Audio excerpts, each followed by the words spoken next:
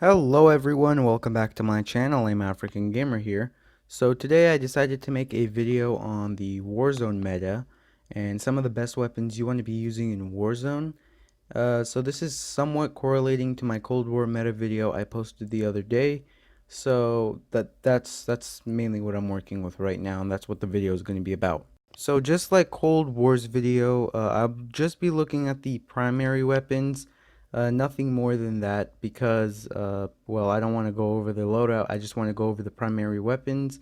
I might make another loadout video later on if you guys are interested, but that's pretty much what I'm working with. So before I dive into the loadouts, or sorry, the weapons, I just want to tell you guys today's gameplay. Today's gameplay is just some more Warzone plunder, and I genuinely feel they put some sort of skill-based matchmaking in here because this is possibly one of the worst I've ever done in plunder, and plunder is the main mode I play in Warzone. So it's just all over the place. It might be the feel of the game since I'm used to Cold War now. I don't know, but they really screwed it over with Warzone in my opinion, and now Warzone's probably gonna be dead to me in like a couple months from now. But that's just the gameplay of the video today. Now, the first weapon should not come to a surprise to anyone. It's, of course, the Kilo 141. Now, what I'm about to tell you guys is a certified no-cap statement, and this statement would be that this gun has been the best gun for the entirety of the Modern Warfare and Warzone series, pretty much. It's still the best weapon in the game, and I think a lot of people would agree on me with this.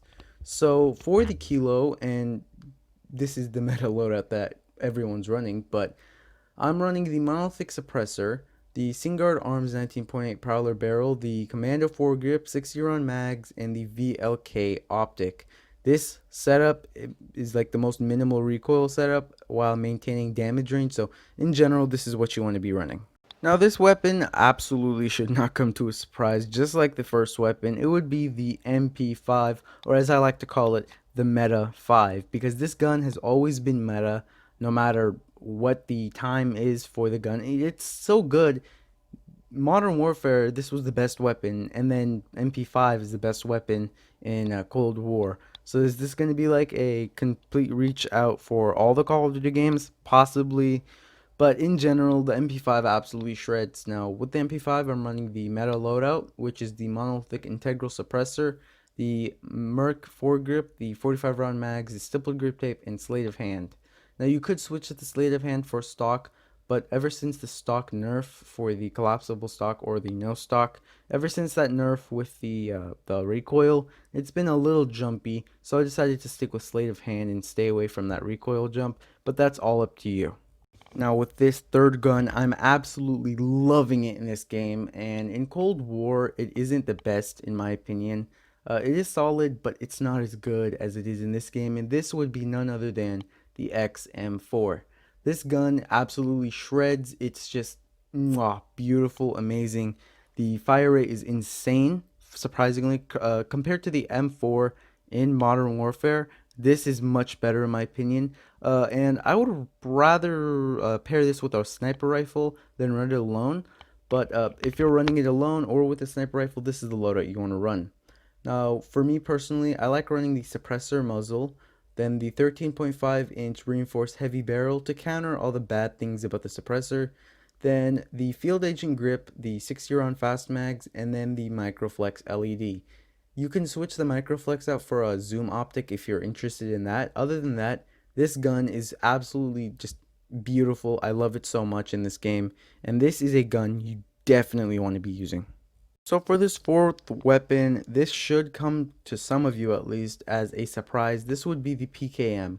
Now this is an LMG, and to most LMGs are known as to be like slow and not too reliable, but this weapon is just something else when I tell you guys. You have to level it up and you have to give it a go.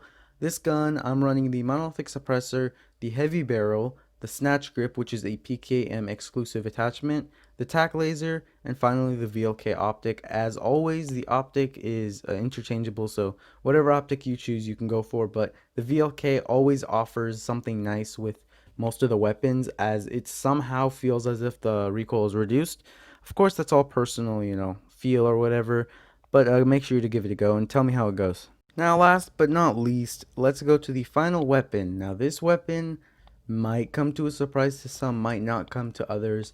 But this weapon is the AN94. Now, before I get into the specific attachments, personally, I've loved this gun from the start. Many people used it for a little bit and then just straight up ditched it or just dropped it out. In my opinion, I've stayed with this gun for a while and I love it. And this specific loadout is the best loadout from what I've seen in my testing, so make sure to use it.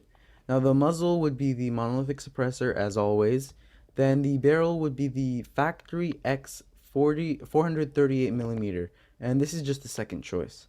Now for the underbarrel, this is Commando foregrip. You could switch this out for the Merc foregrip. There is a little slight of difference, but it's all personal from that for the underbarrel. Then the ammunition, I'm running the 60 round casket mags to get as much ammo as possible. Finally, this time I'm not really running a VLK or a Corp Hollow.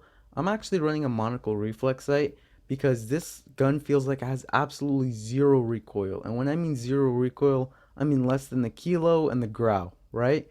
This gun feels like zero recoil with monocle reflex sight. Just try it with the monocle reflex sight and test it with the VLK after. You'll see a huge difference. So yeah, that's really it for this gun. With that being said, that's all the loadouts. Uh, yeah, I guess that's it. Not many Black Ops Cold War guns, because they're not necessarily the best in Warzone in my opinion, because it's more of a faster paced game. You get faster paced weapons, so it makes sense for them not all to be too good for Warzone. So that's why there weren't as many. There's only one, I think, one or two. So yeah. Now for the end of the video, thank you so much for watching. If you liked the video, please make sure to like it. Also subscribe so you do not miss out on any new content that I drop. On top of that, let's reach 50 subs and you'll get giveaways if you are really interested in that. So hit that sub button. Nonetheless, thank you so much for watching and hopefully I'll catch you in the next one. Peace out.